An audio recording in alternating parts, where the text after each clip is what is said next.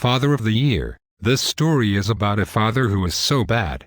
The wife flees across the states back to her parents with their 2 children. A father so bad, he jumps states to avoid private investigators finding him, to pay child support. And a father who was arrested for drugs by his only son. A father who collected all the Social Security money from his children, bought a huge van and bought some drugs, drove from Kentucky to Florida and then killed himself on a drug overdose. Or so the story goes. At the age of 17, being locked up in a dormitory school, all the way in Holland, being doped up on medication, I decided I either flee, or I die there. So I contacted my father, who I hadn't seen since I was 4 years old. So 13 years I had not seen my father. I told him I want to live with him and go back to the States. Once I get there, I found out he's living as a janitor in a basement of an office complex, and at night he has to clean the entire place up. So I was welcomed to my room. A damp, dark basement room with pins hanging off the ceiling and dangling down like ice picks. There's a huge hole in the wall, and a generator that kicks in every hour.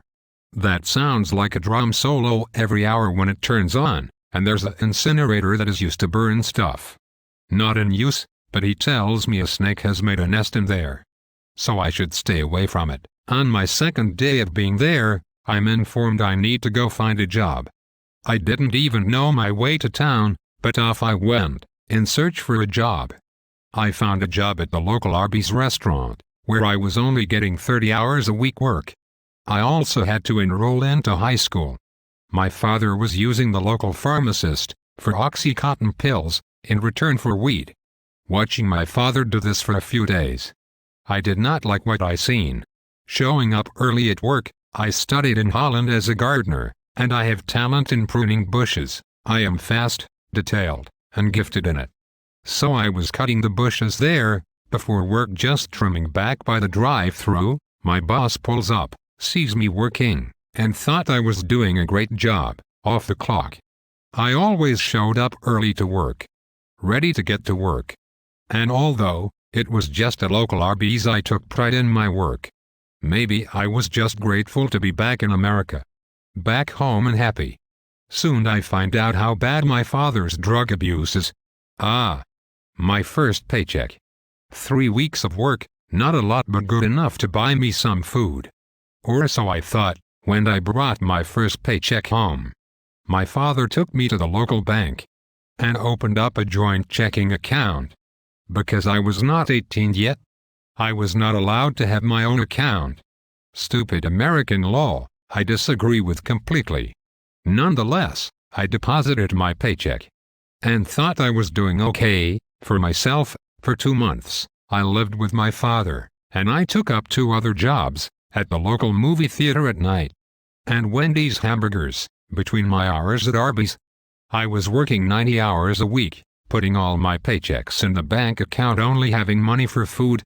My father starts showing up at my work, demanding family discount, with cocaine mixed with cotton hanging out of his nose, saying, "Hey there boy, yeah, I want 2 roast beefs, a side order of fries, and a Coke. Yeah, that's my boy behind that register, look at him doing all right there." He would pretend to hand me money, and I was stuck there not sure what to do, so I decided to pay for his bill after he left with my food money. Soon I was being told by my boss, as he pulled me aside, that my father came in and collected my paycheck, and was very rude, and asked if my father was abusing me. I apologized for my father's behavior and went to work. Now one night after work, 12:15 in the night, I walk home from Arby's to my dad's, and I put my key in the door. Exhausted, full of milkshake from cleaning the machine. I notice my key doesn't fit. I thought I had the wrong key, but I knew the door was so bad I could pull the lock out of the hinge if needed.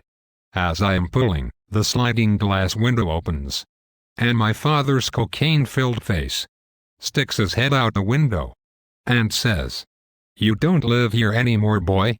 Here's a receipt of all your stuff."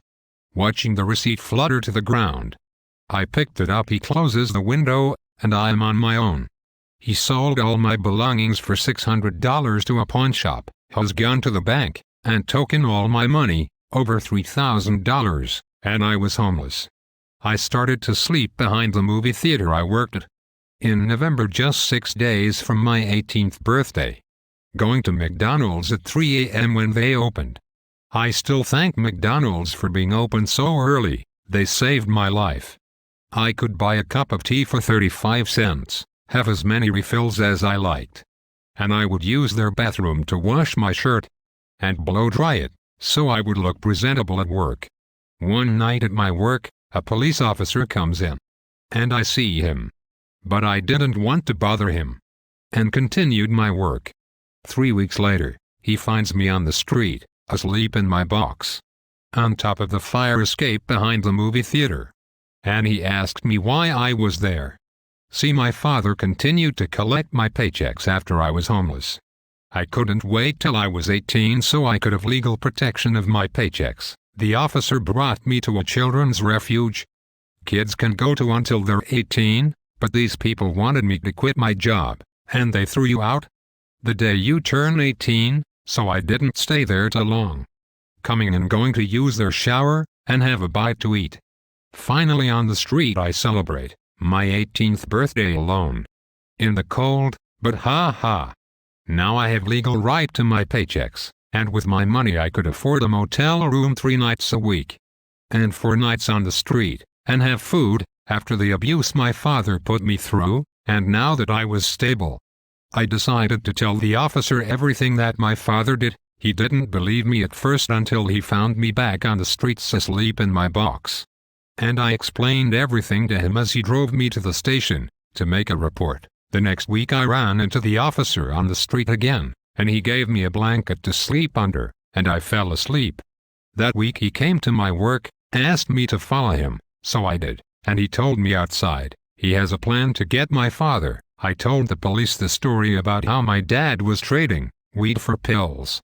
And they found that interesting, and told me how would I feel if I wore a wire. I had no problems with that, and my job was to call my father, to the pharmacist, telling him I had a weed supplier selling weed cheap, and they'd be at the parking lot at 2 p.m. Cops were on standby. I had a wire on my chest. The deal went down. My dad took me inside the pharmacy. I gained his trust. With the weed deal, he got his pills. The cops burst in, arrested my dad, the pharmacist, and me, threw us in the back of the car. I was pretend arrested, for my safety, and was given $100 reward money.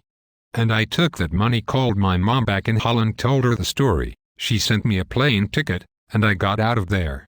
So I had my own father arrested. Later on I hear my stepmom divorced my dad for how he treated her and me, and he took the van to Florida, and killed himself. But is he really dead? I don't know. But he was a very bad man. Drug addict. Boozer. Ex-jarhead, Marine, bad attitude, and really a narcissistic loser. I spent a little to a year on the streets of Louisville thanks to that bastard. Just thought I'd share one of my stories. That has happened to me.